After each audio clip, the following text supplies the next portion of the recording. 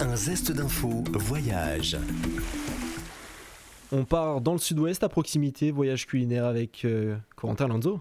Avec David, le chef de la maison Louvcienne, il nous présente sa recette. Écoutez.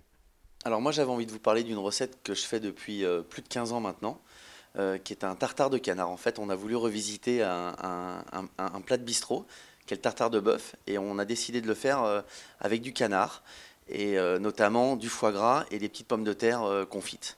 Donc c'est un mélange qui vient un peu du sud-ouest, et qui est un mélange foie gras, canard et pommes sautées. Donc en fait le tartare de canard, on va l'assaisonner comme un tartare de bœuf avec les mêmes condiments, des échalotes, des oignons, du persil, et on va le faire poêler. Donc on va le faire poêler aller-retour, il va rester rosé à cœur un petit peu comme un magret. On utilise du magret de canard et de l'aiguillette de canard, et pendant que ce canard va cuire, on va y rajouter une escalope de foie gras chaud, ce qui va nourrir un petit peu la viande à la cuisson.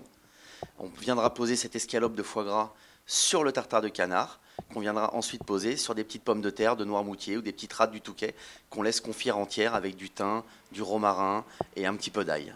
Alors, pour bien choisir son foie gras, je vous conseille des lobes qui restent un petit peu souples quand vous les touchez. Ils doivent être un petit peu souples, soyeux, avoir une jolie couleur. Là, on est garant d'une bonne qualité de foie.